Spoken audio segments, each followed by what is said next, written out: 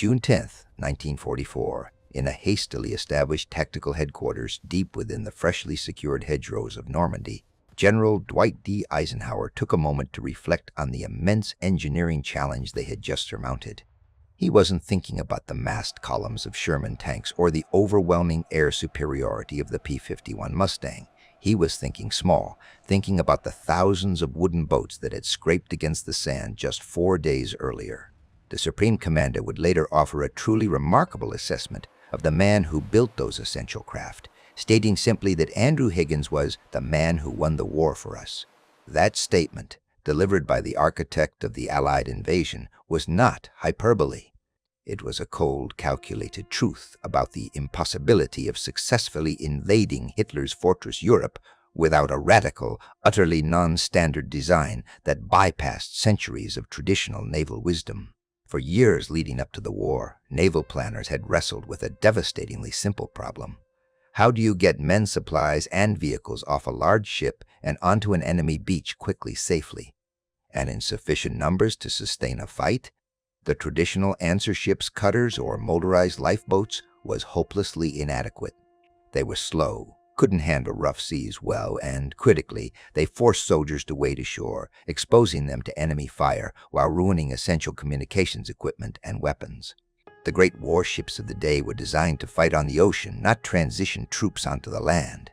The gap between blue water and dry sand was, militarily speaking, a chasm. And until that gap was bridged, the Allies could not win. The Navy tried repeatedly to solve this problem themselves. They commissioned countless prototypes, slow, boxy, unreliable designs that were universally rejected by the Marines who had to test and use them. The solution, therefore, did not come from the established shipyards of New England or the experienced admirals of the Naval Board. It came from the humid, chaotic world of a New Orleans boat builder named Andrew Jackson Higgins. Higgins was an outsider, a man of immense temper and undeniable genius who had spent his entire career battling the capricious mud, the shallow depths, and the submerged cypress knees of the Mississippi Delta and the Louisiana bayous. His business, Higgins Industries, had been built on crafting robust, shallow-draft workboats, the kind used by rum runners, trappers, and oil drillers. Boats specifically designed to hit a muddy bank, drop off cargo, and immediately back away without getting stranded. Long before the war, the Marine Corps, desperate for a viable solution, stumbled across Higgins' existing civilian design, a simple craft called the Eureka boat. This wooden hull possessed features that no one in the military had thought necessary: extreme maneuverability, an incredibly shallow draft that allowed it to float in barely 18 inches of water, and a propeller recessed slightly into a tunnel, protecting it from submerged logs and sandbars. But its true revolutionary potential wasn't the robust hull itself, it was what Higgins was prepared to do to the bow. Standard military procedure required troops to clamber over the sides, exposed and vulnerable. Higgins proposed punching a massive hole in the front of the hull and installing a lowered ramp, a concept that naval architects initially dismissed as suicidal, believing the craft would immediately flood and sink upon hitting the beach. They argued that the forces of the sea and the structural integrity of the boat would be fatally compromised. This impossible modification, forcing cargo and men straight onto dry land, reversed centuries of naval tradition and ultimately became the defining feature of the Landing Craft Vehicle Personnel, or LCVP, the boat that would become universally known simply as the Higgins boat. The Navy grudgingly took delivery of the first prototypes, known initially as the Landing Craft Personnel, Large, or LCPL. But they quickly realized they were looking at the key to future global war. Without Andrew Higgins and his swamp-tested knowledge, the beaches of North Africa, Sicily, Tarawa, and eventually Normandy would have remained untouchable fortresses. The sheer scale of his contribution was so immense that within a year, Higgins's operation had mushroomed into the largest employer in New Orleans, and his factories were the largest producers of military vessels in the entire world, all dedicated to building the seemingly insignificant boat that redefined modern amphibious warfare. By the close of the war, his company had delivered nearly 20,000 landing craft, each one essential to sustaining the Allied foothold on hostile shores. It truly was the impossible design, crafted by the most unlikely of men, that ultimately made D-Day and victory in Europe possible. January 10, 1941. In the vast planning rooms of the British Admiralty, the mood was one of deep, unsettling realization. The successful invasion of Europe, or indeed any large-scale operation against an Axis-held coast, rested entirely on solving a paradox that had confounded military planners for centuries. It was the problem of the global amphibious gap. For millennia, military transport followed one simple rule. Ships needed ports. They needed deep water, fixed infrastructure, and calm conditions to offload men and materiel. A battleship was useless 500 yards from the shore. A troop transport, magnificent in its ability to carry thousands, became a sitting duck if it had to anchor offshore and transfer its contents piecemeal. The standard cargo ships of the Allied fleets were designed for peacetime logistics, not for slamming onto a hostile sandbar. They drew too much water, often 20 feet or more, meaning they had to anchor far out, exposing their vulnerable hulls to enemy artillery fire and coastal mines. The devastating lessons of Gallipoli in the First World War, where troops waded ashore under fire from ill-equipped lifeboats and converted trawlers, had faded but were about to be relearned at ruinous cost. Early attempts by both the Americans and the British to adapt existing vessels were catastrophic failures. They tried using barges, modified fishing vessels, and even inflatable rafts, all of which were slow, unarmored, and immediately overwhelmed by surf, machine gun fire, or simple navigational errors. The military engineers, beholden to centuries of deep-water naval tradition, initially sought solutions that fit within existing naval architecture. They proposed specialized, small-scale cruisers or elaborate floating piers. What they failed to grasp was that an invasion required not just a method to get men wet, but a vehicle that could act as a self-propelled, armored floating truck ramp. An invasion requires not just men, but tanks, heavy artillery, fuel, ammunition, and trucks. These critical items could not be lowered over the side of a transport ship and floated ashore. The traditional solution was to capture a port first, but capturing a heavily defended port immediately was an invitation to a slaughterhouse. If the Allies tried to land their supplies piecemeal using small, traditional boats, the invasion force would starve or run out of critical armor within hours of landing.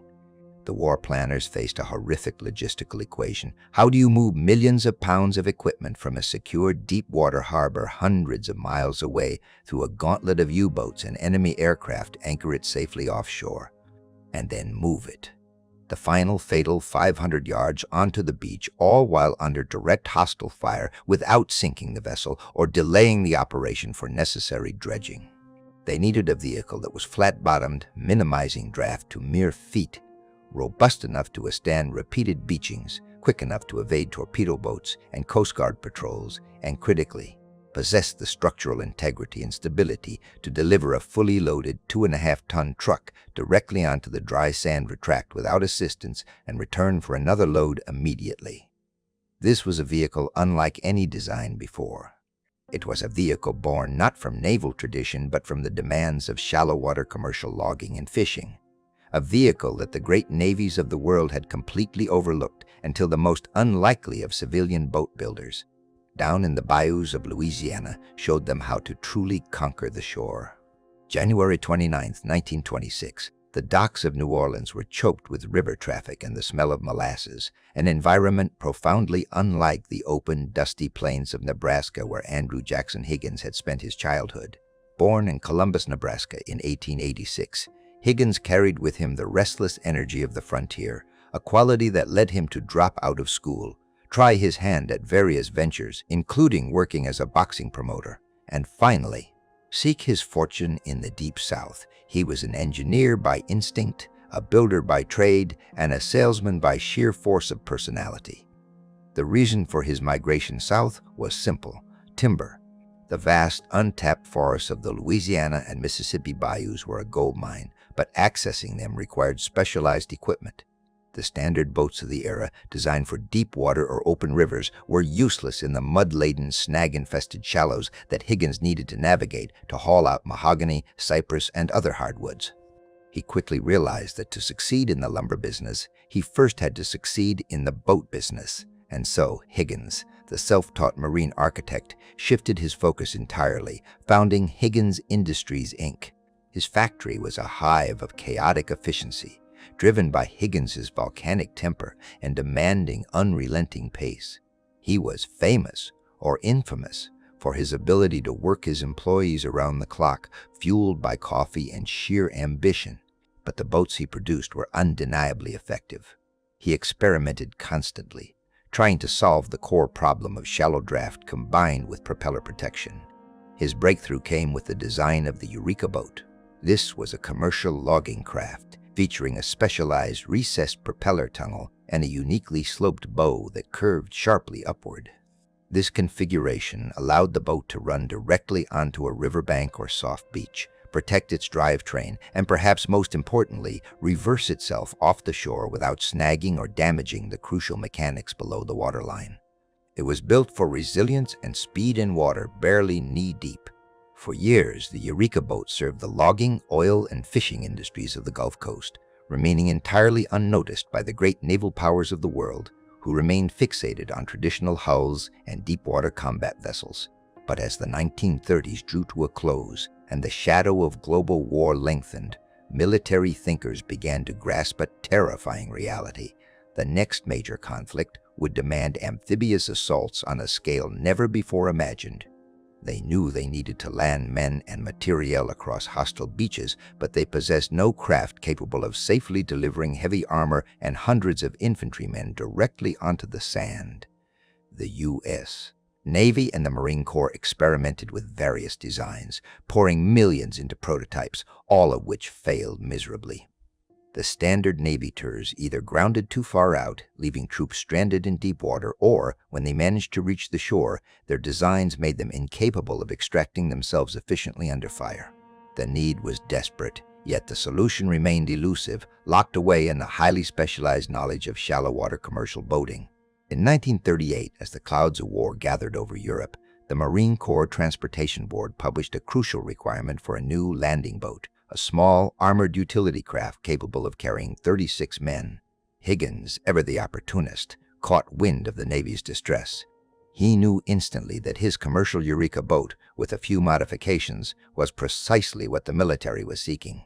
It had already proven its worth against the most challenging adversary, the treacherous, muddy bottom of the American coastal waterways. He submitted the plans for his Eureka boat to the military. The Navy's initial response was skeptical. This craft came from a civilian industry designed for hauling swamp timber, not fighting a war. It defied every naval convention regarding hull shape and operational capacity. But when they finally tested a prototype, the results were undeniable. The Eureka boat performed flawlessly, sliding up to the beach, maintaining stability, and backing out with relative ease. It succeeded where every custom-built naval attempt had failed. The Navy ordered a handful for further testing. By 1940, with the war already raging across the Atlantic, Andrew Higgins, the brash high school dropout from Nebraska, suddenly found himself the focus of the largest military shipbuilding program in American history. His Eureka design became the foundation for the Landing Craft Vehicle Personnel, or LCVP, the craft that would soon become famous simply as the Higgins boat. Higgins possessed a quality the massive naval yards lacked: speed and adaptability. When the Allies realized they needed a way to deliver light tanks and trucks directly onto the beach, Higgins didn't wait for bureaucratic approval. He simply took his existing LCVP design and modified it to include a reinforced, hinged steel ramp at the bow, creating a blunt, aggressive vehicle perfectly suited for beach warfare. His sprawling New Orleans operation, which started with dozens of employees, swelled rapidly into one of the largest industrial complexes in the entire world, employing over 20,000 workers, including women and minorities, long before integration was standard practice. Higgins was interested only in production, driven by a fierce patriotism and the relentless desire to prove that his civilian, backwater design could outbuild and outperform the entire naval industrial complex. He saw every bottleneck as a personal affront, every delay as a betrayal. He was building the boats that would land on every major hostile beachhead from North Africa to Okinawa. The Allies needed tens of thousands of them, and Higgins swore he would deliver. He had reinvented the business of war, turning a regional logging enterprise into a global military powerhouse. His boats were churning out of the New Orleans assembly line so fast that he briefly held the title of the world's largest producer of naval craft. The success of the invasion of Europe, the ability to rapidly offload men and machines under fire, rested almost entirely on the shoulders of this one idiosyncratic boat builder and his simple, effective design. He may have been crude, he may have been demanding, but Andrew Higgins was delivering victory, one sturdy, flat-bottomed boat at a time. June 12, 1930, outside New Orleans, Louisiana. The war machine that Andrew Higgins created would eventually dominate the coasts of Sicily, Normandy, and Okinawa. But its true birthplace was not a battleship dry dock. It was the silty, stump-filled shallows of the Atchafalaya River Basin. To understand why Higgins' designs were so revolutionary in wartime, we must first look at the unique, brutal environment that birthed them. The logging industry in the Louisiana swamps was unlike anything else in the country. To harvest the ancient cypress trees, men had to navigate dense, low-lying bayous where the water depth could change from 10 feet to 6 inches in the span of a single boat length. These waterways were littered with submerged debris, sunken logs, razor-sharp stumps, and unforgiving mudbanks. The standard boat of the era, the sharp-hulled displacement craft, simply could not survive this kind of work. They would hit a submerged obstruction, shear off a rudder, or destroy a propeller, leaving expensive crews stranded miles deep in the marsh. Andrew Higgins, a lumberman himself, watched his clients and competitors suffer constant, costly delays. His genius lay not in inventing a new material, but in changing the fundamental relationship between the hull and the water itself. He recognized that the boats couldn't just float, they had to glide. They had to be maneuverable in the absolute minimum amount of water and, crucially, they had to protect their propulsion system from the lethal terrain below. Higgins developed a flat-bottom boat designed initially as a logging utility craft, which featured a revolutionary protective element. He created a tunnel in the hull, curving upward slightly, in which the propeller was recessed. This tunnel, often likened to a protective ski, meant the boat could literally run aground, resting on its sturdy wooden keel and protected hull without shearing the prop blades. When the boat was pushed free, the propeller, safely tucked away, could immediately regain its bite. These shallow draft masterpieces earned the nickname EEL boats. They didn't just push through the water, they seemed to slither over the mud and reeds, capable of drawing a startlingly small amount of water even while heavily loaded with lumber or equipment for the burgeoning oil prospectors. The EEL boats were tough, wide, stable, and demanded relatively low horsepower to move serious weight. They became indispensable to the loggers, trappers, and oil exploration teams who needed reliability above all else when venturing into the uncharted, dangerous interior. By the late 1930s, Higgins Industries was already the largest boat manufacturer on the Gulf Coast, fueled entirely by civilian demand for these highly specialized, rugged transport vessels. Andrew Higgins had perfected the art of building a boat that required zero docking infrastructure. An EEL boat didn't need a pier. It could run its nose right up onto the bank, allowing men and cargo to step directly ashore onto dry land. A necessity for lumber camps and survey teams operating far from organized ports. Unknowingly, in the bayous and swamps of Louisiana, Higgins had perfected the exact criteria that the USS, Navy, and the Marine Corps were desperately struggling to solve as the shadows of war lengthened across Europe and Asia. How to put heavy cargo and armed men directly onto an unimproved beach.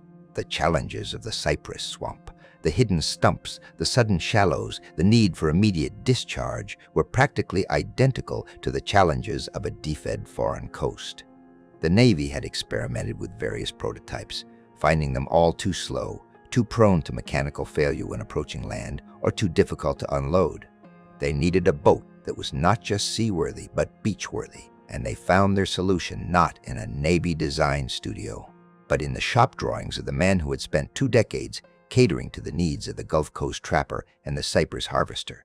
In 1940, the Navy formally initiated the design competition for a new standardized landing craft to replace the existing inadequate fleet. Higgins simply took his beloved EEL boat, the civilian utility craft he called the Eureka model, modified the bow with a lowering ramp, and submitted it. The competition was over before it began. Higgins' design, refined over years of punishing civilian use, instantly outperformed every rival prototype the military could muster. It was simply the toughest, most effective machine for meeting a hostile shore, no matter if that hostility came from German machine guns or immovable Louisiana cypress stumps. The transition from the Eureka model to the famous LCVP, the Landing Craft Vehicle Personnel, was swift and decisive. The boat was rugged, easy to build, and, crucially for the logistics of global war, easy to repair. If the wooden hull suffered battle damage, a skilled carpenter could patch it up quickly using standard materials. A far cry from the complex metal hulls and specialized armor plate of larger naval vessels, the speed and volume with which Higgins could deliver these vital craft were staggering. He had mastered mass production long before Pearl Harbor, setting up efficient assembly lines that treated boats more like cars or tractors than traditional naval commissions. When the government needed thousands of boats, Higgins delivered them. He understood that in modern war, the man who built the most was the man who won. August 10, 1939, just outside the feverish chaos of Higgins' New Orleans shipyards, U.S. Navy procurement officers watched the Eureka demonstration with grudging, skeptical curiosity. These officers, steeped in the rigid tradition of deep-water naval engineering, were generally dismissive of civilian contractors, especially those who spoke with the loud, rapid-fire urgency of Andrew Higgins. They had come not because they believed this motorboat designer held the key to modern amphibious assault, but because they were desperate. War was coming, and the military's own designs for landing troops and equipment onto hostile shores were proving disastrously inadequate. The Navy's existing attempts at landing craft were slow, unwieldy barges, built for the calm harbors of the Mississippi, not the violent surf of the Pacific or European coasts. They drew too much water, meaning they often had to stop hundreds of yards offshore, leaving troops to wade in deep water under enemy fire. They handled poorly, and crucially, they couldn't stand up to the punishment of being repeatedly run onto a beach. Higgins changed the paradigm entirely. His Eureka boat, which had originally been conceived as a civilian runabout and a shallow draft boat for oil exploration, possessed a unique tunnel-like stern and an innovative, very shallow draft hull. Higgins called it the spoonbill bow, and it was engineered not to cut through the water like a traditional V-hull, but to ride over it, skimming the surface with astonishing stability and speed.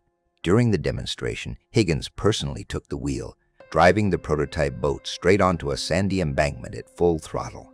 Instead of tearing out its keel or becoming hopelessly stuck, the boat slid up onto the beach, the engine still running, demonstrating its ability to land and immediately back off without external assistance. He then loaded it far past its advertised capacity with heavy steel drums and repeated the maneuver in the choppy waters of the Gulf Inlet. The naval observers were stunned by the boat's ability to turn on a dime and its resilience under strain.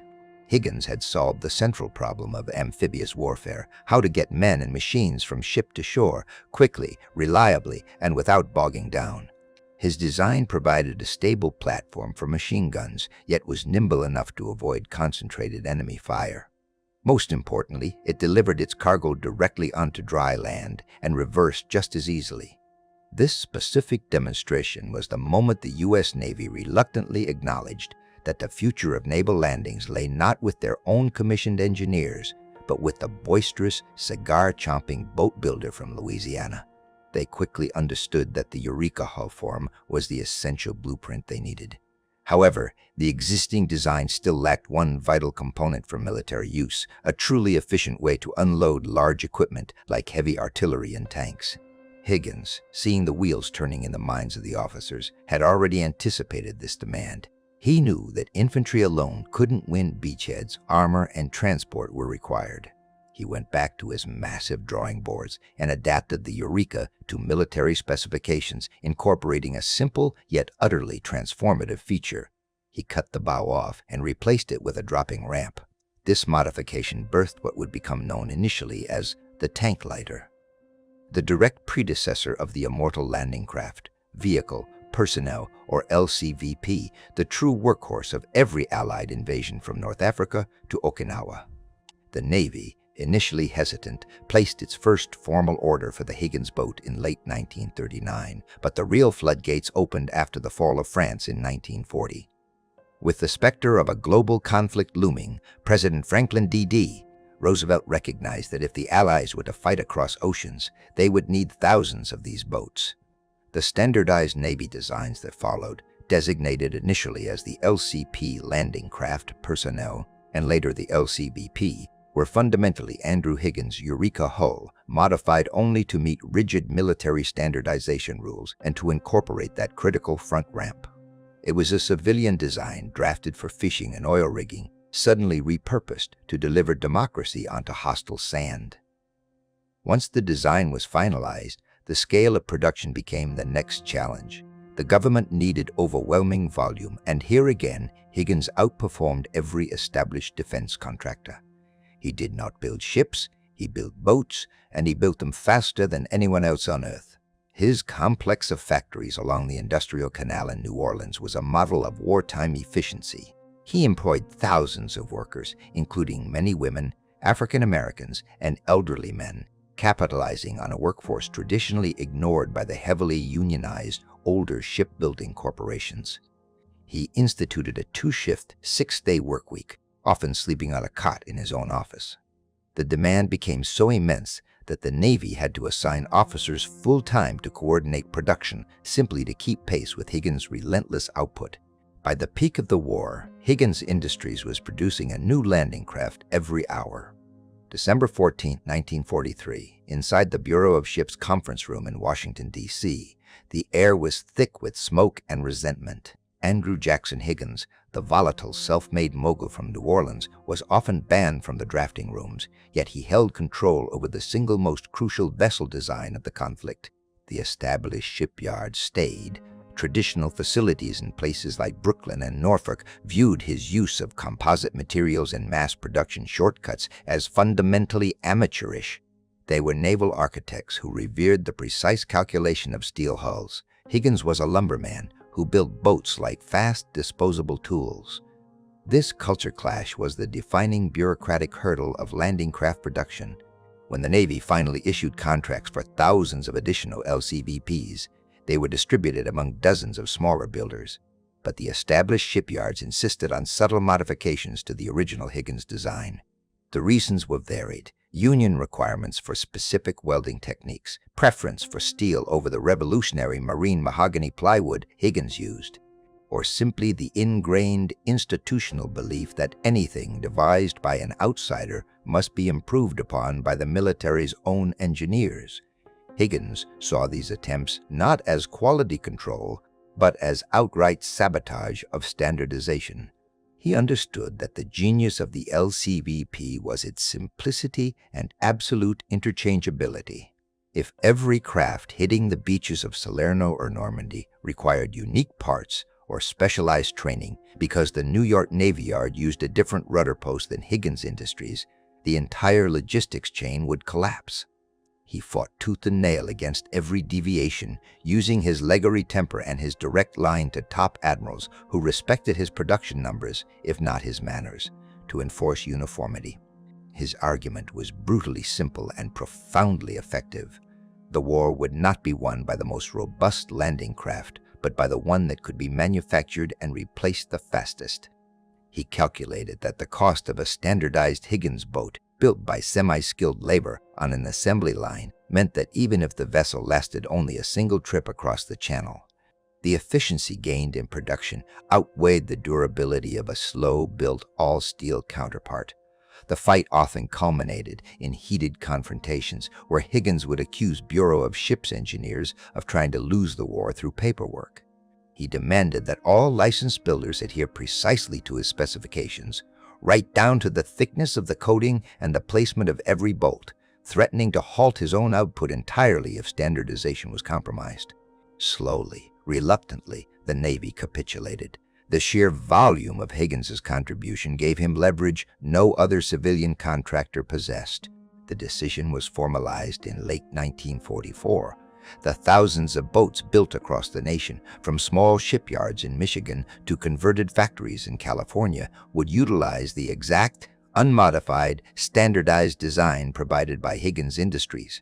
This victory over bureaucracy ensured that Allied forces could train efficiently, repair quickly, and, crucially, land in overwhelming numbers, knowing that every boat coming ashore was functionally identical, regardless of which factory launched it. Andrew Higgins had not merely sold the Navy a boat, he had forced the Navy to adopt his method of industrial warfare. March 14, 1940, on a bee of the Cypress-lined Industrial Canal in New Orleans, the boat that would become the backbone of the Allied invasions was undergoing trials, yet few observers, even those from the reluctant Navy, could appreciate how radically different this shallow draft vessel was from any landing craft conceived before. Andrew Higgins had not set out to build a war machine, he had set out to build a highly maneuverable logger's skiff, a boat designed not for the open ocean, but for the swampy, debris-choked shallows of Louisiana, the very definition of unforgiving terrain. His early creation, the famed Eureka boat, was the ancestor of the LCVP. Its genius lay in its draft. While typical military craft required several feet of water to operate safely, the Eureka, thanks to its specialized, almost flat hull shape, could skim across water barely deeper than 18 inches. This feature, which naval architects of the era dismissed as useless for wartime operations, was precisely what made it revolutionary. It meant the boat could approach virtually any shoreline, slipping over sandbars and shallows that would utterly immobilize heavier, deep-keeled vessels. Higgins understood that the war would not be won in deep harbors, but on the dirty, irregular beaches of Europe and the Pacific. But the shallow hull was only half the equation. Traditional landing procedure involved troops climbing awkwardly over the sides, exposed and slow, often dropping into water above their heads. This was acceptable for training exercises, but suicide in the face of enemy fire. Higgins's true stroke of genius, and his hardest fight with the Bureau ships, was the bow ramp. The Navy engineers insisted that placing a heavy, movable ramp at the bow of the boat was hydrodynamically disastrous. It compromised seaworthiness, added complexity, and increased the risk of swamping. Higgins countered with the reality of combat. Unloading had to be instantaneous, direct, and protected. He integrated a steel ramp mechanism, counterbalanced and powered by simple hydraulics, right into the bow structure. This demanded a complete redesign of the boat's forward frame, which had to be rigid enough to withstand the impact of hitting the beach at speed, yet flexible enough not to fracture when a Sherman tank or 26 fully equipped men rushed across the deployed ramp onto the sand. To protect the propulsion in those unforgiving shallows, Higgins engineered a modified tunnel stern. The propellers and rudder were partially enclosed within a recessed housing beneath the transom.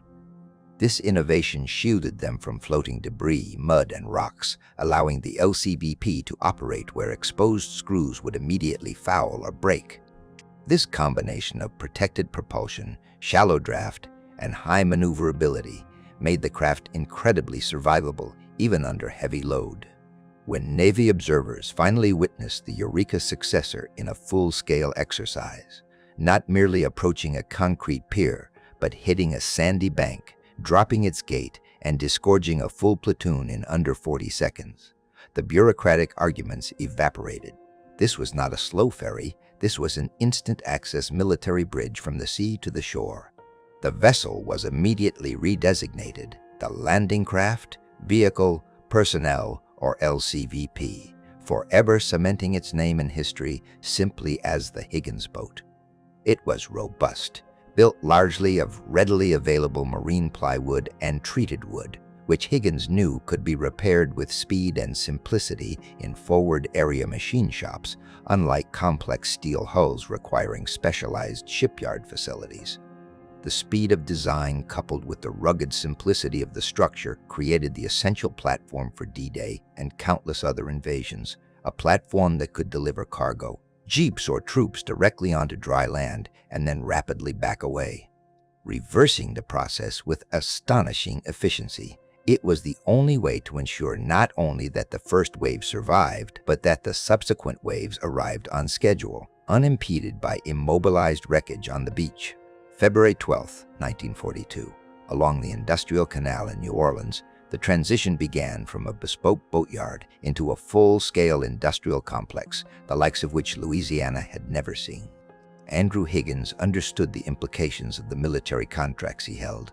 If his landing craft were the keys to victory, then his ability to mass-produce them was the foundation of the entire Allied war effort. The challenge was immense, turning out reliable, sophisticated marine craft not in dozens, but in thousands. No shipyard in history had attempted to build wooden boats with such speed and volume. Higgins needed space, manpower, and above all, ingenuity in assembly. His solution was to apply the revolutionary principles of Henry Ford's automotive assembly line directly to shipbuilding, a radical notion for a craft historically defined by specialized, painstaking labor. He recognized that traditional craftsmanship was too slow and too susceptible to human variability. Instead, he pioneered the use of massive jigs and interchangeable parts, ensuring that any hull, ramp, or engine mount built in the sprawling facility would fit seamlessly into any other. This move standardized a product that, just a year earlier, would have been built piece by piece, sight unseen, by a master shipwright. The complex ballooned into 7 enormous manufacturing plants spread across the greater New Orleans area, encompassing the largest shipyard under construction during the war.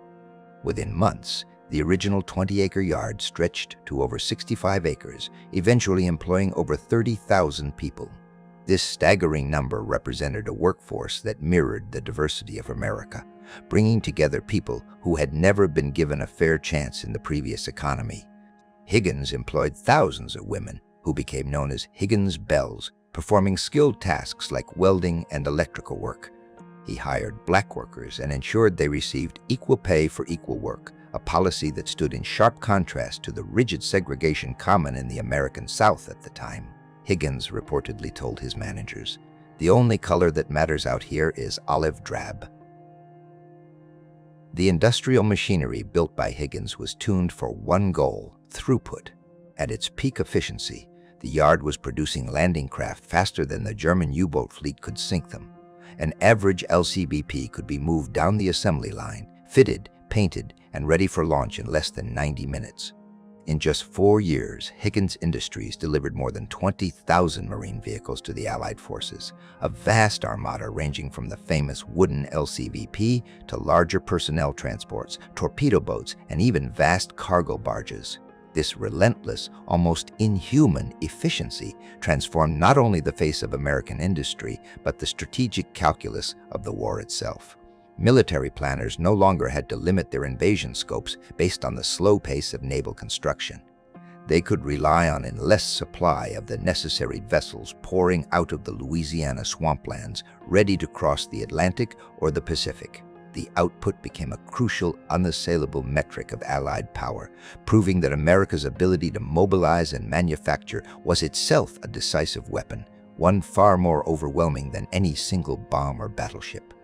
Without this astonishing output, the logistical nightmare of projecting millions of tons of material and millions of men onto hostile shores would have remained an impossibility, confining the Allies to the fringes of the fight. The victory of mass production secured the path to military victory. The logistical triumph provided the means, but the brutal acid test of the equipment's design awaited in the steaming, lethal heat of the South Pacific. The Allies had the boats.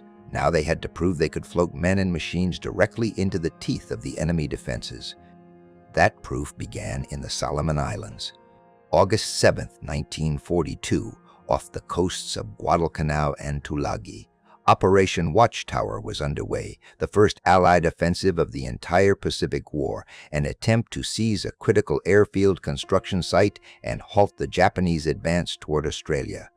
The stakes were immense, and the doctrine of amphibious warfare, reliant almost entirely on Andrew Higgins's ingenious wooden craft, was entirely untested in genuine combat conditions.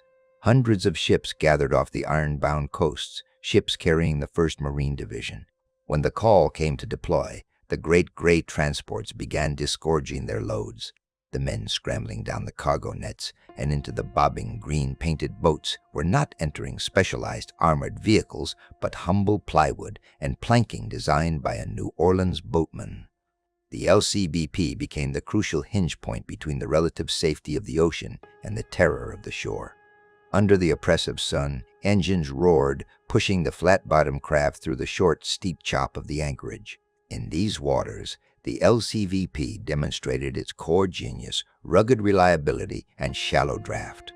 They navigated coral heads and hidden obstacles that would have instantly crippled deeper vessels, pushing relentlessly toward the thin, dark line where the jungle met the sand.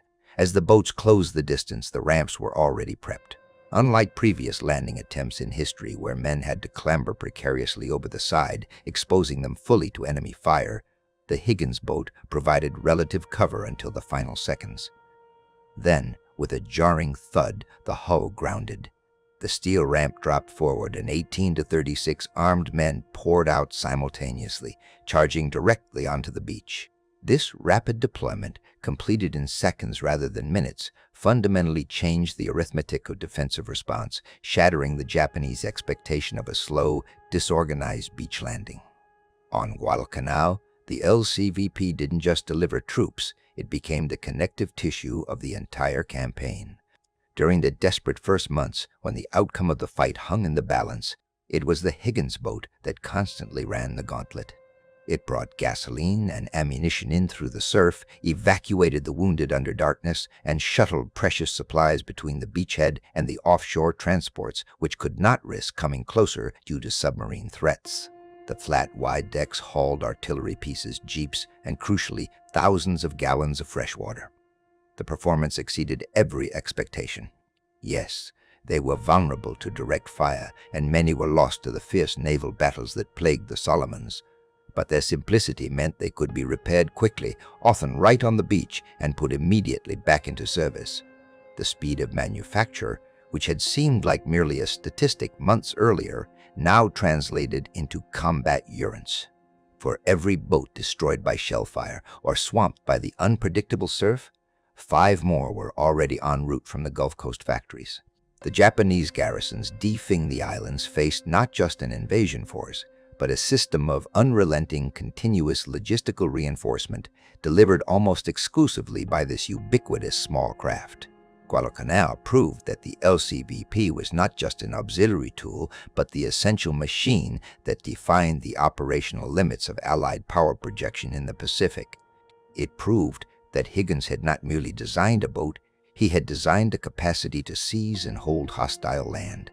The strategy of island hopping, which would eventually lead to victory over Japan, depended entirely on the continued, flawless function of that 700-pound steel ramp. The immediate result was that the Allies had solved the initial problem of landing under fire. The next problem, far more complex, was ensuring that every landing that followed from New Guinea to North Africa was supplied and reinforced indefinitely, a task that demanded not just the LCVP, but its larger cousin, the mechanized workhorse of the fleet. November 8, 1942, 4 a.m. Just offshore of Fedala, French Morocco, the first major sustained amphibious effort of the European theater began. The problem now facing the Allied command was not just how to land a handful of riflemen silently on a hostile shore, but how to land an entire armored division, reinforce it for months, and supply it across thousands of miles of open ocean without functioning ports. The immediate answer lay in the Landing Craft Mechanized, or LCM. While the LCVP Higgins revolutionary little jewel had proven perfect for ferrying 36 men, it could not carry the weight of industrialized warfare. The average American medium tank, the Sherman, weighed 33 tons. The standard 5-ton truck, the backbone of the logistical effort, was too heavy and bulky for the smaller craft. The LCM, often known as the Higgins tank lighter, was the scale-up required. It could handle either one Sherman tank or 60 tons of cargo, or 2 heavy trucks fully loaded with ammunition and fuel. Its deployment signaled a critical shift in Allied doctrine. Landings were no longer discrete military assaults, followed by a reliance on captured port facilities. Landings were the port facilities. Operation Torch, The invasion of North Africa was less a single battle and more a massive logistical exercise performed under fire. The British and American fleets deployed hundreds of these mechanized workhorses, running a relentless ferry service from the transport ships anchored far out at sea directly to the beaches of Algiers, Casablanca, and Oran. Each successful landing proved that the Allies could project power across vast distances and sustain it, circumventing the enemy's control of established infrastructure. The logistical flow, however, quickly reached a bottleneck. The LCMs, though crucial for the final run to the sand, still relied on the larger motherships, the transports, to offload cargo into them. This process was slow, dangerous, and required calm seas. As the campaign pressed on, forcing the invasion of Sicily in the summer of 1943 and then the treacherous landings at Salerno in mainland Italy, the demand for sustained heavy tonnage grew exponentially. The need now was for a vessel that could eliminate the mid-sea transfer entirely, a ship that could not only carry tanks and artillery, but could beach itself, drop its ramp, and drive the heavy equipment directly onto the shore without relying on intermediate craft. The scope of the Mediterranean conflict, jumping from island to island and invading a mountainous peninsula, cemented the need for the ultimate floating dock, the landing ship tank. The LST, though not a design born entirely from the Higgins yards, was the inevitable consequence of the successful doctrine that Higgins had established with his smaller craft. It was an armored, flat-bottomed Titan designed to carry 20 Sherman tanks or nearly 300 trucks, all while sailing across oceans. Once beached, its massive bow doors swung open, unleashing the full weight of the mechanized invasion force. In the rocky, contested harbors of Italy, where German defers blew up every captured dock, the LST became the lifeline. The campaign was not won solely by infantry charges, but by the ability of the Allies to maintain a constant supply of fuel, heavy shells, and replacement vehicles flowing 24 hours a day directly onto the sand and gravel. The LCMs ferried the supplies from the LSTs to shallower points, and the LCVPs carried the men securing the landing zone.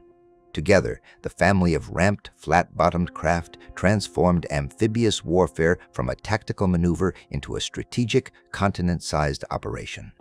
By the time the focus shifted entirely from the Mediterranean to the cross-channel invasion of Europe, the doctrine of industrialized beach assault was fully refined, tried, and proven in the intense crucible of North Africa and Italy. The success there guaranteed that the logistics of landing the largest invasion force in history would not fail. June 5, 1944, 9 p.m. At Southampton, England, the final staging areas were a chaotic ballet of silence and steel, thousands of men climbing down the nets and into the guts of the landing craft.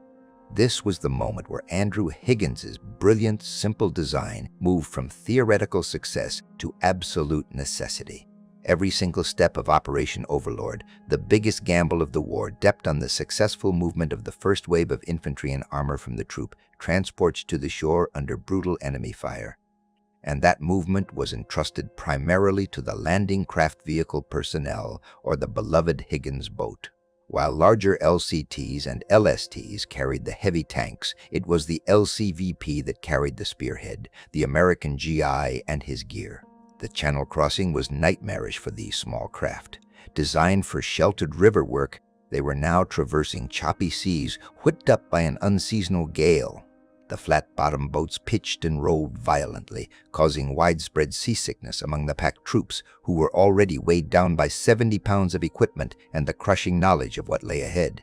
For the soldiers huddled inside, the only sound apart from the groan of the hull was the persistent, rhythmic drone of the engine, designed to keep pushing forward no matter the obstacle. As the first hint of gray light appeared on the horizon of June 6, 1944, the Armada stretched for hundreds of square miles. The sheer scale was unimaginable. Yet within that vast ocean of ships, the little Higgins boats, numbering in the thousands, were the essential, expable component. They were the shock absorbers of the invasion. Off the coast of Normandy, German artillery batteries and fortified machine gun nests waited, zeroed in on the exact spots where the invasion force had to land, their gun sights fixed on the low profile of the incoming invasion fleet. The crews of the LCVPs navigated through minefields and heavy swells, utilizing the boat's shallow draft to avoid the anti-landing obstacles known as check hedgehogs and the submerged spikes designed to rip the bottoms out of deeper vessels. The design feature that had made the Higgins boat a necessity in the bayous of Louisiana, its ability to move in 6 inches of water, was now the single factor saving thousands of lives on the beaches of France. The experience of the Higgins crew and their passengers differed wildly depending on their destination. At Utah Beach, the approach was relatively smooth, though harrowing. The LCVPs ran hard aground, the ramps slammed down, and American troops dashed across the sand against sporadic opposition, efficiently offloading critical supplies for the push inland. But at Omaha Beach, known forever after as Bloody Omaha, the situation became the ultimate test of the craft's resilience and the crew's bravery. On Omaha, strong currents pushed many of the Higgins boats off course, landing troops directly into the lethal crossfire of the German defenses, which had survived the pre-landing bombardment largely intact. When the ramps dropped, the wooden hull suddenly became a funnel for enemy fire. The armored ramp, the only heavily protected part of the craft, momentarily shielded the men, but once lowered, the plywood sides offered no defense against high-velocity rounds. The LCVP's capacity to carry 36 men or a jeep and a dozen soldiers meant that when a mortar round struck, the casualty rate was immediate and devastating.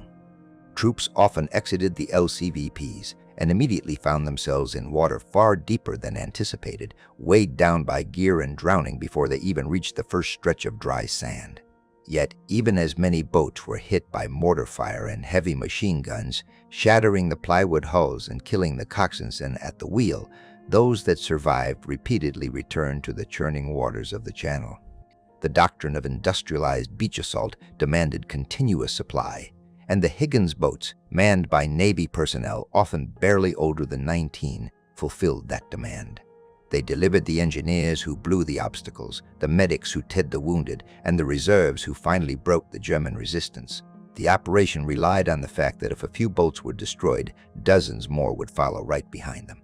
It was a cold, brutal, and simple equation that only Andrew Higgins's utilitarian craft could satisfy. His boat was not designed for speed or protection. It was designed for reliable, repeated delivery of personnel and logistics onto unforgiving terrain, and that day it proved its worth 1,000 times over. Every single soldier who made it ashore on June 6, 1944, first stepped off the aluminum ramp of Andrew Higgins's creation. The ability to push mass amounts of infantry and supplies directly onto a hostile shore was the doctrine that Higgins himself had championed and on the sands of Normandy. It delivered the beachhead that finally secured the Allied foothold in Fortress Europe. The LCVP was not the glamorous tank or the powerful battleship. It was simply the essential piece of hardware that bridged the gap between the ocean and victory, turning the tide of the war one plywood hull at a time. Even after VE Day and VJ Day signaled the global conflict, the shadow of the LCVP remained long and powerful. Its enduring legacy was not merely the successful execution of the Normandy landings, but the fundamental transformation of amphibious military doctrine worldwide. The simple functional requirements of the LCVP shallow draft, armored protection for the troops, and the vital front ramp became the unchallenged template for all subsequent landing craft. The LCVP taught navies across the globe that rapid offloading was paramount. It enshrined the principle that the ability to project military power directly onto an enemy shore, swiftly and in great volume, was the cornerstone of modern strategic mobility.